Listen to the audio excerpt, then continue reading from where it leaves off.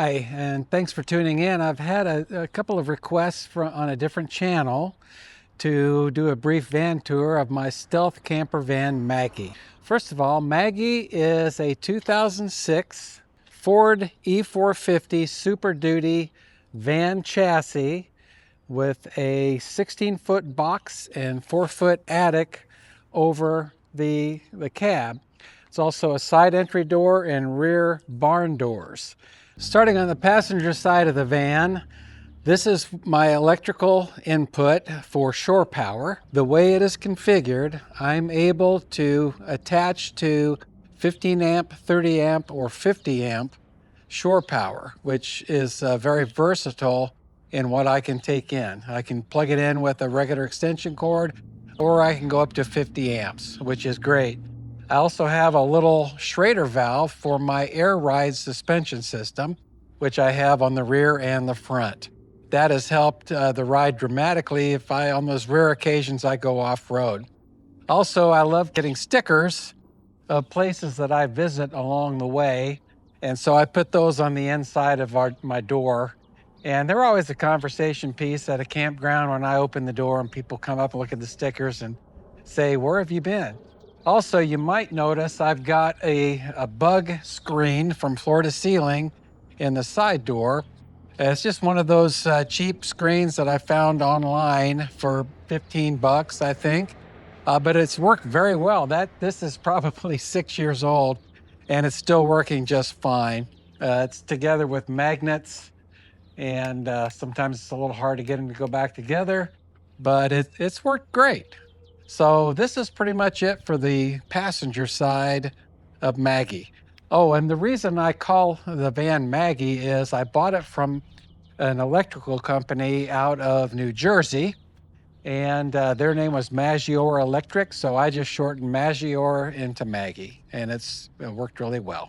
Now, looking at the driver's side of Maggie, a 45-gallon tank of fresh water behind the aluminum shroud there, as well as a water fill and also city water connection if I happen to be in a campground that has water. Also, my propane is set up out here. I think that's a little safer to have it outside the van, but it's very accessible and easy to get to. So on this side basically is just my freshwater inlets, and propane.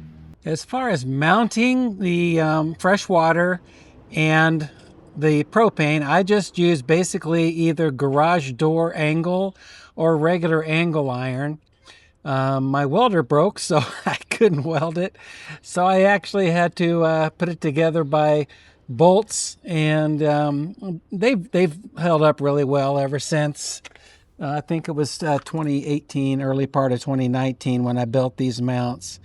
The 45-gallon freshwater tank is a poly tank, and it's not clear, but it's clear enough that I can see water level just visually from here. The white pipe is also a drain for that tank. And both the mounts for the propane and also the water tank are just bolted directly to the frame. Also, you'll see the little blue water line there. PEX half-inch water lines running throughout the van, going to the sink and the shower basically. So this is my mounting system for these items. Now let's head inside the van. Going in the side door, the first thing I see is the shower, and it's a 30 by 30 prefab, just fiberglass shower with an RV extension so I can turn it off and shut it on. Sorry for the mess. That's also storage for my fans and chairs and some other things. Also notice I don't have an awning here. I have a 13 by 13 quick pop-up tent that has just worked so well. I've never felt compelled to need an awning. I've been very happy with that. Right outside the shower, I have the first of two fantastic fans. And that works really well, getting rid of the steam or any kind of water vapor coming out of the shower. So that's what you'd see right when you come in the side door of the van. Okay, same view from the bed, looking out the barn doors that are open now. But it's just amazing how much light it lets in this area when those barn doors are open. And it's probably a little easier to see the bug screen also covering up the back doors. Okay, now the camera is situated in the back of the van. It may be moving. I have it on a tripod. And as I'm walking, my van moves. So sorry if it's jiggling a little bit. Just pointing out some of the features that you can see here. Little smart TV. That was a gift from one of my sons, which was very appreciated. It works phenomenally well. This is a full kitchen. I've got a 3-burner propane stove, faucet and sink. That goes into a small gray tank also that I can dump if I go to a dump site in a campground or something. Fire extinguisher, obviously. Underneath here are just different components of plumbing, like the water pump, that kind of thing. On the floor here, you'll see a buddy heater. So far, that's my heating solution. It works okay. I've only had a few instances where it was still pretty cold, but when everything closed up in the van, as well insulated it is, buddy heater seems to do a pretty good job. So you'll notice I have a lot of cabinetry. Basically, I just went and bought the doors at a big box store and then created with plywood, created the cabinets for the doors to go over. I have a microwave and a toaster oven that I really never use. I have enough devices that can go on the 3-burner stove that I seem to be able to do everything with those things. I used to have a Keurig and a coffee pot too. I keep those up in the corner there. But since I got my percolator, I really love making percolated coffee just over the fire in the stove here. It tastes really good. So that's what I use for my coffee solution.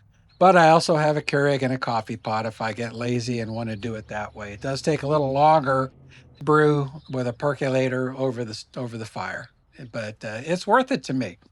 Um, Silverware, pots and pans, and every kitchen has to have a junk drawer. So that's my junk drawer down there. This is basically the sink and also trash area. This cord goes to an extra water pump that I have because I burned out my last one last summer and haven't replaced it. I just kept that to use as a spare in case I had any issues because it's really nice to have running water for shower in the sink. I've had a couple of refrigerator solutions. This is my latest one. This is an isotherm marine fridge. And it's a little bit smaller than my last one, but it's insulated very well and just seems to work great, uses very little power. I don't have this on all the time though, so in order to turn it on, I just have a plug here and I plug it in and I can check and see my blue lights are on and the unit is cooling. Stowed under there, I keep a Nature's Head composting toilet, and that seat all just folds up to get to the toilet. I'll show you that. So with the seat folded up, that's the Nature's Head composting toilet. I use that for number 1. I've never used it for number 2. It's there and available if I need it. For some reason, I just have not done number 2 there, but I keep extra coconut coir under that seat so that if I do have to use that toilet, composting toilet, I can. But right now, I just use it for number 1. My closet areas are, I have a closet over the fridge that I have nothing in really. It's just a hanging closet.